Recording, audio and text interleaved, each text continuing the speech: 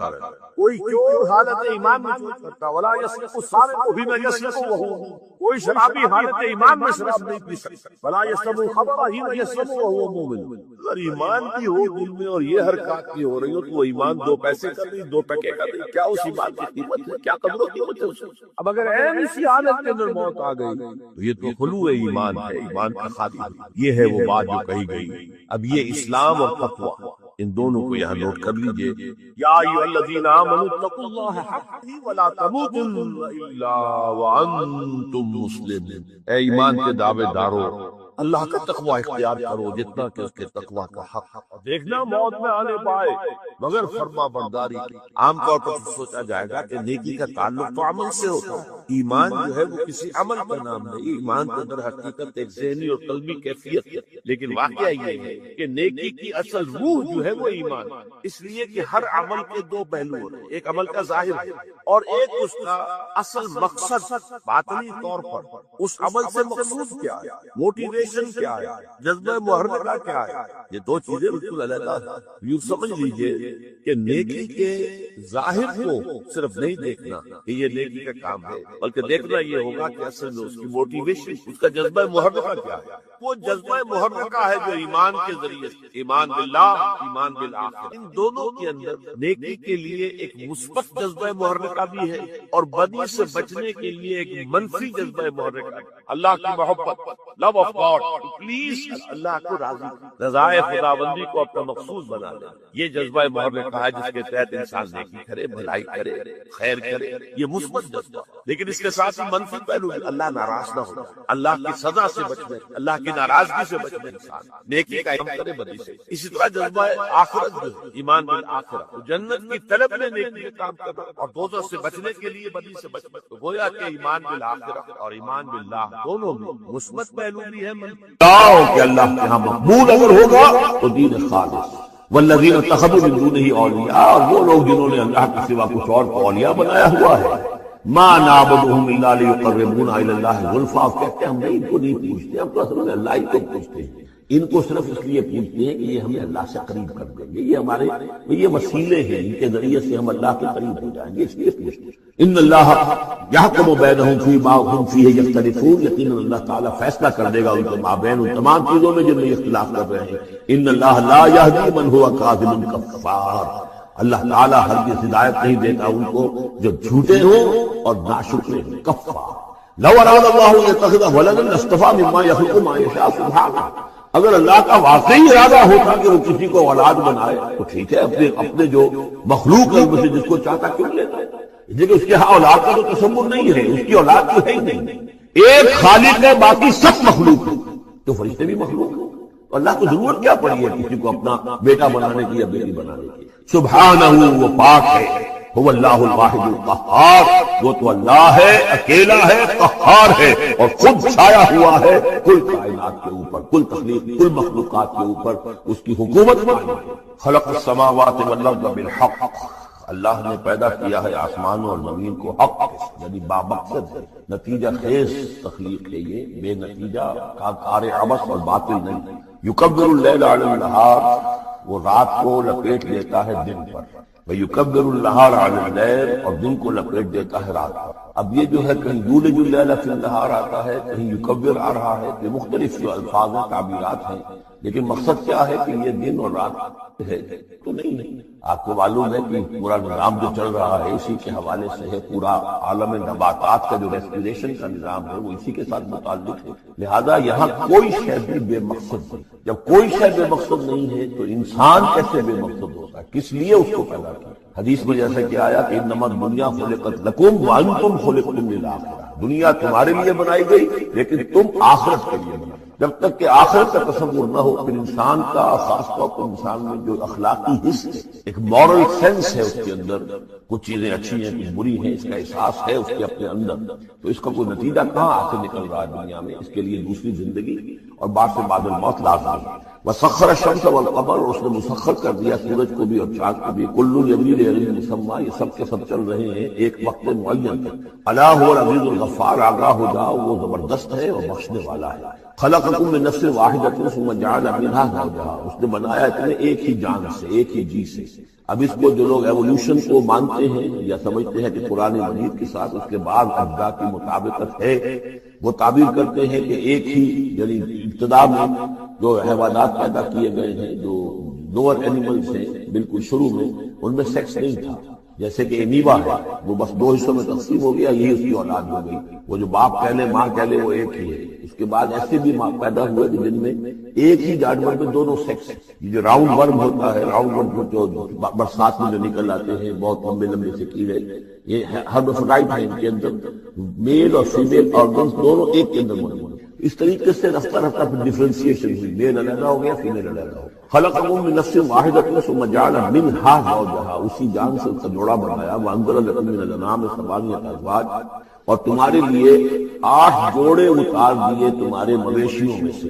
عام طور پر عرب میں جو مویشی موجود تھے ان میں سے اونٹ نر اور مادہ، گائے نر اور مادہ، اسی طریقے سے بھیڑ نر اور مادہ، اور بکری نر اور مادہ، یہ جو ہیں ان کے ہاں یہی مویشی تھے۔ ثمانیۃ ازواج سورہ انعام میں بھی آ چکا ہے، وہ ہمیں یاد ہوگا، من الابل اثنین ومن البقر اثنین ومن المعز اثنین، یہ وہاں آ چکا ہے۔ یخلقکم فی بطون امہاتکم، اور وہ تمہیں پیدا کرتا ہے تمہاری ماؤں کے پیٹوں میں، خلقا بعد خلق، ایک خلق کے بعد دوسری خلق، تخلیق کے بعد مراحل ہیں اس کے، نطفہ ہے، علقہ ہے، مضغہ ہے، مخلقہ اور غیر مخلقہ، پھر اس کو جو اور پھر خلقا آخر، ایک اور ہی تخلیق ہے۔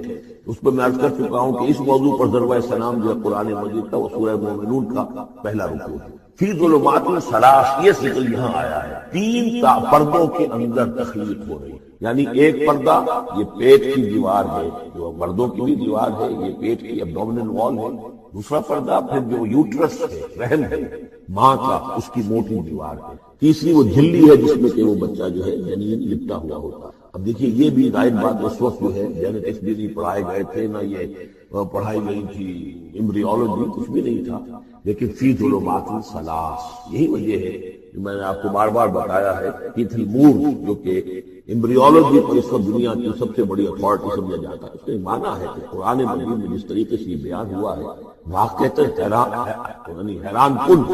تو 3 پردوں کے اندر اللہ جیسا چاہتا بنا رہا ہے، اس کا منہ قلم تو اللہ ہی کرنا، شکل بنا رہا ہے، اس کی جو بھی کر رہا ہے، اب ہم اس کو تشبیہ تو نہیں دے سکتے، لیکن اللہ بنا رہا ہے۔ یخلقکم فی بطون امہاتکم، وہ بناتا ہے، تخلیق کرتا ہے تمہاری ماؤں کے پیٹوں میں، خلقا بعد خلق، ایک طرح سے دوسری طرح، ایک درجے کے بعد دوسرا درجہ، فی ظلمات ثلاث، 3 اندھیروں۔ ذالکم اللہ ربکم، وہ ہے اللہ تمہارا رب، لہ الملک، بادشاہی بھی اسی کی ہے، لا الہ الا هو فانا تصرفون، اس کے سوا کوئی معبود نہیں ہے، تو کدھر پھرائے جا رہے ہو۔ ان تکفروا فإن اللہ غنی عنکم، اگر تم کفران نعمت کرتے ہو، کفر کرتے ہو، تو اللہ غنی ہے، اسے تمہاری کوئی ضرورت نہیں ہے، احتیاج نہیں ہے، یہ نہ سمجھو کہ اس کی سلطنت میں کوئی کمی آ جائے گی۔ ولا یرضی لعبادہ الکفر، لیکن وہ اپنے بندوں سے کفر پر راضی نہیں ہے، اختیار تو اس نے دیا ہے، اما شاکرا و اما کفورا، چاہو تو شکر گزار بندے بنو، چاہو کفران نعمت کے روش اختیار کرو، چوائس از یورس، لیکن یہ جان لو اللہ راضی نہیں ہے کفر پر، راضی وہ ہوتا ہے وَإِن تَشْكُرُوا يَرْضَهُ لَكُمْ، اگر تم اس کا شکر کرو، اس کی تعریف کرو، اس کی بندگی کرو، پھر وہ تم سے راضی ہوگا۔ وَلَا تَزِرُ وَازِرَةٌ وِزْرَ أُخْرَىٰ، اور نہیں اٹھائے گی کوئی اٹھانے والی جان کسی دوسری جان کے بوجھ کو۔ ثم الى ربکم مرجعکم، پھر تمہارا لوٹنا ہے تمہارے رب ہی کی طرف، فینبئکم بما کنتم تعملون، پھر وہ تمہیں بتا دے گا، متنبع کر دے گا جو کچھ کہ تم کرتے رہے تھے۔ انہ علیم بذات الصدور، یقیناً وہ جاننے والا ہے سینوں کے اندر چھپی ہوئی باتوں کا بھی، جو راز ہے تمہارے سینوں۔ واذا مس الانسان ضر دعا ربہ منیبا الیہ، اور جب انسان کو کوئی تکلیف پہنچتی ہے وہ اپنے رب کو پکارتا ہے، دعائیں کرتا ہے، اس کی طرف رجوع کرتے ہوئے۔ ثم اذا خوله نعمۃ منہ، اور جب اللہ تعالیٰ اس کو اڑا دیتا ہے، اس کے گرد اپنی نعمت کا خول لے آتا ہے، خوله، اسے لپیٹ لیتا ہے اپنی نعمت میں، نسی ما کان یدعو الیہ من قبل، تو جو پہلے وہ جس چیز کے لیے اللہ سے دعائیں کر رہا ہے سب بھول جاتا ہے۔ وجعل للہ اندادا، اور اس سے بھی بڑھ کر جو کرتا ہے شرارت، وہ یہ ہے کہ اللہ کے مدے مقابل ٹھہرا لیتا ہے، لیضل عن سبیلہ، تاکہ بہکائے لوگوں کو اس کے راستے سے۔ قل تمتع، تو اللہ تعالیٰ کی طرف فرمایا جا رہا ہے نبی کہہ دیجئے اٹھا لو تو دنیا کے جو مزے ہیں وہ لوٹ لو بے کفر کا اپنے کفر کے ساتھ قلیلا، لیکن بہت کم، چند دن کی زندگی ہے، اس میں جو تمہیں عیاشی کرنی ہے کر لو، انک من اصحاب النار، پھر مستقل طور پر تو تم آگ والے ہو، تمہیں آگ کے اندر جھونکا جائے گا۔ امن هو قانت آناء اللیل ساجدا وقائما یحذر الآخرۃ ویرجو رحمۃ ربہ۔ اس صورت میں یہ خاص اسلوب کئی مرتبہ آئے گا کہ ایک چیز کو، ایک جملے کو آگے نامکمل چھوڑ دیتے ہیں کہ اسے خود انسان پر کرے، فل ان دی بلینک، وہ خود بخود اس کے اندر مقدر تو ہے لیکن اس کو واضح طور پر نہیں کیا جاتا۔ مثلا اس کی مثال، اور یہ کئی دفعہ آئے گا اس میں، اب من ہوا قانت آناء اللیل، بھلا وہ شخص کہ جو کھڑا رہتا ہے، بندگی کرتا ہے رات کے وقت بھی، ساجدا وقائما، کبھی سجدے میں پڑا ہوا ہے، کبھی کھڑا ہوا ہے، یحذر الآخرۃ، جو آخرت سے ڈرتا رہتا ہے، وہ یرجو رحمت ربہ، اور ساتھ ہی اپنے رب کی رحمت کا امیدوار بھی ہے۔ بس آگے کچھ نہیں، مراد کیا ہے؟ کیا بھلا یہ شخص کمن ہوا غافل، کیا برابر ہو جائے گا اس کے کہ جو غافل ہے؟ بھلا وہ شخص جس کی کیفیت یہ ہے کہ وہ فرما بردار ہے، راتوں کے اوقات میں بھی، سجدے میں بھی، اور کھڑے ہو کر بھی اللہ کی بندگی کرتا ہے، آخرت کا خوف اس کے دل میں ہے، لیکن اپنے رب کی رحمت کی امید بھی۔ کمن ہوا غافل، کیا وہ شخص برابر ہو جائے گا اس کے کہ جو غافل ہے؟ قل، کہہ دیجئے، هل يستوي الذين يعلمون والذين يعلمون، کیا برابر ہو سکتے ہیں وہ لوگ جو علم رکھتے ہیں اور وہ جو نہیں رکھتے؟ انما يذكر اولو الالباب، حقیقی نصیحت اور سبق کو حاصل وہی کرتے ہیں کہ جو عقل مند لوگ ہیں۔ قل یا عبادی الذین آمنوا، دیکھیے پھر آگے آئیے، سیدھا یا ایھا الذین آمنوا نہیں ہے، یہ مکی صورت ہے۔ قل یا عبادی الذین آمنوا، کہہ دیجئے اے نبی، اے میرے وہ بندو جو مجھ پر ایمان لائے ہو، اتقوا ربکم، اپنے رب کا تقوی ہے، جن چیزوں سے اس نے روک دیا رک جاؤ، اور تمہارے اندر اس کی رضا جوئی ہونی چاہیے۔ للذین احسنوا فی ہذہ الدنیا حسنہ، جو لوگ نیکی کی روش اختیار کریں گے، احسان کی روش اختیار کریں گے، ان کے لیے اس دنیا میں بھی بھلائی ہے۔ وہ ارض اللہ واسعہ، اور زمین اللہ کی بڑی وسیع ہے۔ اگر یہاں رہتے ہوئے تمہارے لیے توحید پر کاربن رہنا ممکن نہیں ہے تو ہجرت کرو۔ انما یوفی الصابرون اجرهم بغیر حساب، یقیناً صابروں کو، صبر کرنے والوں کو ان کا اجر پورا پورا دے دیا جائے گا۔ یوفا بھی ہے، پورا دے دیا جائے گا، پھر بغیر حساب نہیں۔ اس کا مطلب ہے مزید فضل جو ہوگا وہ بغیر حساب ہوگا، اس میں کسی حساب کا سوال نہیں۔ قل انی امرت، تو دیکھیے پھر وہ شروع کا مضمون تھا، یہ اس صورت کا عمود ہے، اس طرح بار بار آئے گا۔ قل انی امرت ان اعبد اللہ مخلصا لہ الدین، کہہ دیجئے اے نبی، مجھے حکم ہوا ہے کہ میں اللہ کی بندگی کروں، اس کے لیے اپنی اطاعت کو خالص کروں۔ یہاں میں چاہتا ہوں تھوڑی سی وضاحت کروں۔ دیکھیے عبادت کے آپ یوں سمجھیے کہ ایک عبادت کا ظاہر ہے اور ایک عبادت کی اصل حقیقت، پھر یہ کہ ایک اس حقیقت میں بھی ایک روح ہے اور ایک اس کا جسد ہے، ایک اس کے رسومات ہیں۔ رسم کہتے ہیں کسی شے کی ظاہری شکل، عبادت کی رسم جس کو مراسم عبادت کہتے ہیں۔ یہ مراسم عبودیت کیا ہے؟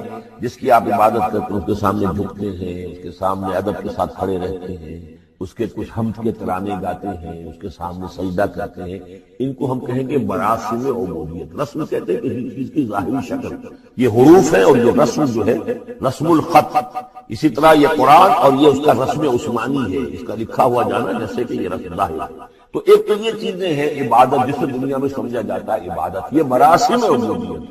اصل عبادت جو ہے اس کا بھی ایک جسد ہے اور ایک روح ہے۔ جسد کیا ہے؟ اطاعت، جس کی عبادت ہے کلی اطاعت، ہم اطاعت، ہم وقت اطاعت۔ غلام، اب کے معنی غلام، چنانچہ دو دفعہ پڑھ چکے ہیں کہ فرعون نے کہا تھا بنی اسرائیل کے بارے میں، قومہما لنا عابدون، یہ جو ہارون اور موسیٰ کی قوم ہے وہ تو ہماری غلام قوم ہے۔ اور ظاہر بات ہے وہ پرستش نہیں کرتے تھے، وہ قبطیوں کو پوجتے نہیں تھے، وہ ان کی نماز نہیں پڑھتے تھے، وہ ان کو سجدہ نہیں کرتے تھے معاذ اللہ۔ لیکن غلامی جو ہے اصل شے، اطاعت یہ تو اصل جسم ہے، اصل عبادت کا جو ہے جسم جسد جو ہے وہ ہے اطاعت۔ لیکن جو چیز اس اطاعت کو غلامی سے آگے بڑھ کر عبادت بنا دیتی ہے وہ اس کی روح ہے، روح محبت۔ جس ہستی کی اطاعت محبت کے ساتھ کی جائے گی وہ عبادت ہے۔ ایک جبرن اطاعت کی جا رہی ہے۔ اب جیسے کہ انگریز کی ہم اطاعت کرنے پر مجبور تھے، ہم اطاعت کر رہے تھے، عبادت نہیں کر رہے تھے، لیکن اطاعت کر رہے تھے۔ لیکن کسی کی محبت کے جذبے سے سرشار ہو کر اطاعت کی جائے گی تو وہ عبادت ہے۔ تو اللہ کی عبادت کے لیے جو بھی ڈیفینیشن اس کی امام ابن تیمیہ اور حافظ ابن قیم استاد اور شاگرد دونوں کی ہے وہ یہ ہے کہ اس کے دو اجزاء ہیں۔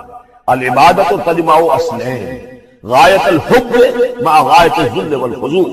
کہ دو چیزوں کو جمع کرنے سے اللہ کی عبادت جو ہے وجود میں آتی ہے، حد درجے کی محبت اللہ کے ساتھ اور حد درجے میں اللہ کے سامنے اپنے آپ کو بچھا دینا، مطیع اور منقاد ہونا۔ اچھا یہ تو ہے اصل عبادت، لیکن اس کے لیے جو رسم ہے وہ کیا ہے؟ کبھی کبھی کھڑے ہو کر کبھی سلیوٹ کر لینا ہے، کبھی ہاتھ جوڑ دینا ہے۔ اب ہندوؤں کے ہاں ہاتھ جوڑ دینا، یہ ان کے ہاں کی رسم ہے۔ قنوت ہے، ہمارے ہاں قنوت ہے، ادب کے ساتھ کھڑے ہو گئے، کہیں جو جھک جانا، رکوع کرنا، کہیں سجدہ کرنا، ہم کے ترانے جو ہے پڑھ رہے ہیں، تسبیح کر رہے ہیں، یہ اس کے مراسم عبودیت ہے۔ عبادت اصل کیا ہے؟ اطاعت کلی، اللہ کی محبت سے سرشار۔ تو اس صورت کا جو عمود ہے وہ یہ ہے کہ اللہ کی عبادت کرو، اس کے لیے اپنی اطاعت کو خالص کرو۔ اطاعت میں آپ نے کسی اور کو شامل کر دیا، انڈیپینڈنٹ آف ہم، اللہ کی اطاعت سے آزاد، مستقل بذات اطاعت، یہ شرک ہے، اور وہ اطاعت اللہ کو قبول نہیں۔ وہ منہ پر دے مارے گا، یہ مجھے 25% اطاعت نہیں چاہیے آپ لیجیے اپنے سر پاس رکھیے، مجھے تو چاہیے 100%۔ وہ خلوف السلم کاف، اور ہم سمجھتے ہیں کہ ہم 5-10% بھی کھا لیں گے اللہ تعالیٰ کو، تب بھی ہمیں جنت وہ دے ہی دے گا۔ یہی ہے اصل میں ہمارا جو سارے سوچ کا فطور ہے۔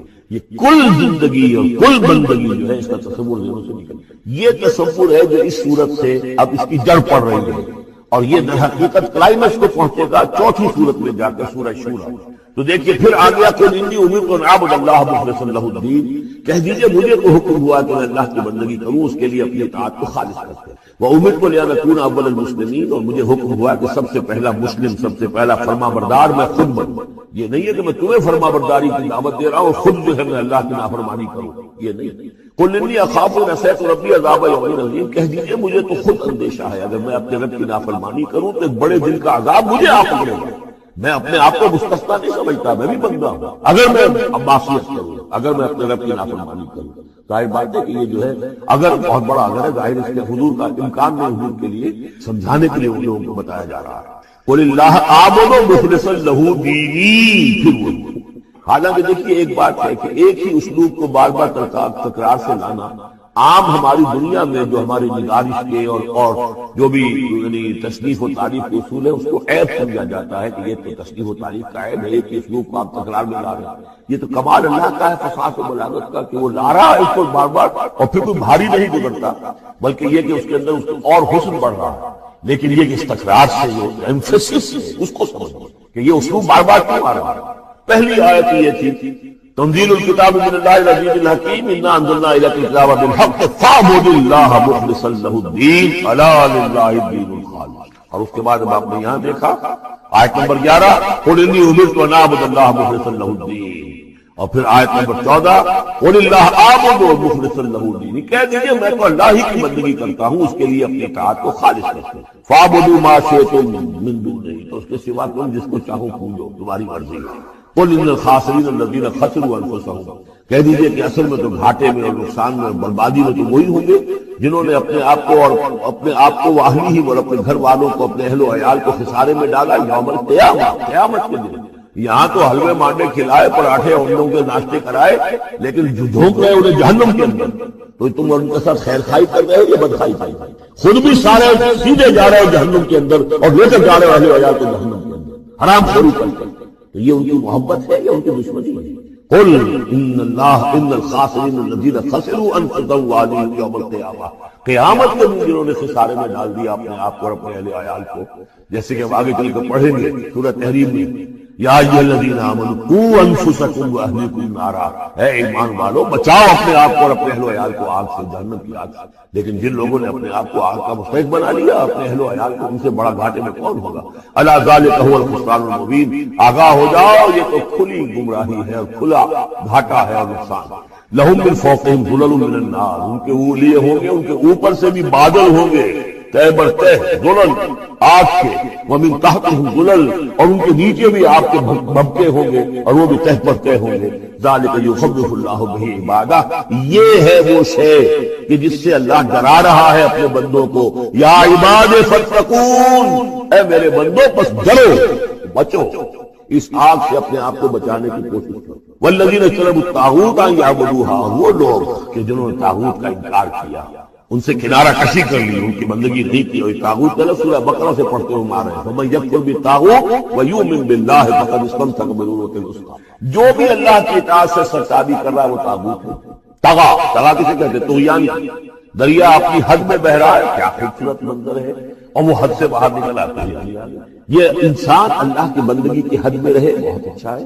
اللہ کا خلیفہ ہے، اشرف المخلوقات ہے، اور بڑھ گیا آگے اور اللہ کے حدود کے اندر داخل ہو گیا، اپنے نفس کو بنا لیا مطاع یا کسی اور کو بنا لیا مطاع، خود حاکم بن بیٹھا یا کسی اور کی حاکمیت کا قائل ہو گیا، اللہ سے آزاد ہو کر تباہی ہے بربادی. وہ طاغوت ہے. تو جن لوگوں نے بھی کنارہ کشی کر دی اس سے کہ وہ طاغوت کی بندگی کریں، وہ انابوا الی اللہ ہے، اور انہوں نے رخ کر لیا اپنا اللہ کی طرف رجوع کر لیا. لہم البشریٰ، ان کے لیے بشارت ہے. فبشر عباد، تو اے نبی میرے ایسے بندوں کو بشارت دے. اللہم ربنا اجعلنا منہم. یہ جو اب اگلی آیت آ رہی ہے تو غور سے سنیے. فبشر عباد الذین یستمعون القول فیتبعون احسنہ. جو لوگ کے کلام سنتے ہیں، بات سنتے ہیں، اور پھر جو اس کا بہترین رخ ہوتا ہے، بہترین پہلو ہوتا ہے، اس کی پیروی کرتے ہیں. یعنی یہ کہ دین جس کی طرف کہ اللہ تعالیٰ تمہیں بلا رہا ہے اس کے بھی درجے ہیں.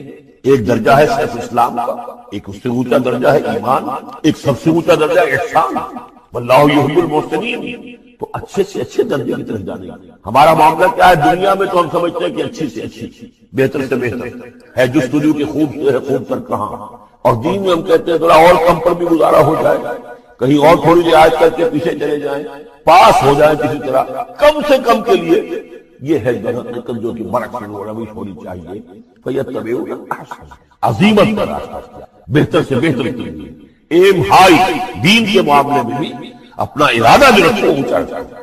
یستمعون القول، جو بات سنتے ہیں وہ یتبعون احسنہ، جو اس کی احسن ترین اس کے اندر جو پہلو ہے اس کو اس کا اتباع کرتے. اولئک الذین ہداہم اللہ، یہ ہے وہ لوگ جنہیں اللہ نے ہدایت دی ہے. واولئک هم اولو الالباب، اور یہی وہ لوگ ہیں جو اولو الالباب ہیں، ہوش مند ہیں، عقل مند ہیں. افمن حق علیہ کلمۃ العذاب، اور یہاں پھر وہی آ گیا. بھلا وہ شخص کہ جس جو مستحق ہو چکا ہے، جس پر لاگو ہو چکی ہے عذاب کی بات، یعنی جو مستحق ہو گیا عذاب کا، اس کے بعد کیا پھر چھوڑ دیا گیا. کمن ہوا فی الجنہ، کیا وہ برابر ہو جائے گا اس شخص کے کہ جو جنت میں جانے والا. یہ گویا کہ یہاں پر محدود ہے. افانت تلقی من فی النار، تو اے نبی کیا آپ اس کو نکال سکیں گے آگ سے؟ اس کے اوپر تو اللہ کی طرف سے وہ قانون عائد ہو گئے، دفعہ لگ چکی. جیسے آپ کہتے ہیں اس پر تو دفعہ 302 لگ گئی. تو جن لوگوں پر وہ دفعہ لگ چکی ہے اللہ تعالیٰ کی طرف سے کہ یہ لوگ اس مقام کو پہنچ گئے پوائنٹ آف نو ریٹرن کو، کہ اب ان کے دلوں پر مہر کر دی گئی، اب یہ ایمان نہیں آئے، تو ان کو اے نبی آپ ان کو آگ سے نکال دیں. لیکن الذین اتقوا ربہم، لیکن وہ لوگ کہ جو لوگ اللہ کا تقوی اختیار کریں گے، لہم غرف من فوقہا غرف مبنیہ، ان کے لیے تو بالا خانے ہوں گے، ان کے اوپر اور بالا خانے ہوں گے ایک دوسرے کے اوپر. اللہ تعالیٰ جنت کے اسکائی اسکریپرز دے گا. جیسے کہ آج آپ دیکھتے ہیں 102 منزلیں اور 110 منزلیں چلی جا رہی ہیں. تو غرف من فوقہا غرف، بالا خانے اور بالا خانوں پر بالا خانے مبنیہ جو چنے ہوئے ہوں گے ایک دوسرے کے اوپر. تجری من تحت الانہار، ان کے دامن میں ندیاں بہتی ہوں گی. وعد اللہ، یہ اللہ کا وعدہ ہے جو ہو چکا. لا یخلف اللہ المیعاد، اللہ تعالیٰ اپنے وعدے کی خلاف ورزی نہیں کرتا. الم تر ان اللہ انزل من السماء ماء، کیا تم نے دیکھا نہیں کہ اللہ نے اتارا آسمان سے پانی. فسلکہ ینابیع فی الارض، پھر اس کو چلا دیا چشموں کی شکل میں زمین میں. ثم یخرج به زرعا، پھر ان کے ذریعے سے نکالتا، اس کے ذریعے سے نکالتا ہے وہ کھیتی کو. مختلف الوانہ، جس کے رنگ ہیں مختلف. ثم یہیج، پھر وہ کھیتی جو ہے تیار ہو جاتی ہے، بڑی اس کی شان و شوکت ہوتی ہے. فتراہ مصفرا، پھر دیکھتے ہو کہ وہ زردی مائل ہو گئی. ثم یجعلہ حطاما، پھر وہ کھیتی کٹ گئی اور اب یہ سمجھیے کہ وہاں خاک اڑ رہی ہے، یا یہ کہ توڑی کے کوئی تنکے کہیں کہیں پڑے ہوئے نظر آ جائیں گے، چورا ہوا ہوا. ان فی ذلک لذکر لأولی الالباب، اسی کے اندر ہے یاد دہانی اور سبق ہوش مند لوگوں کے لیے. یہی معاملہ تمہارا ہے.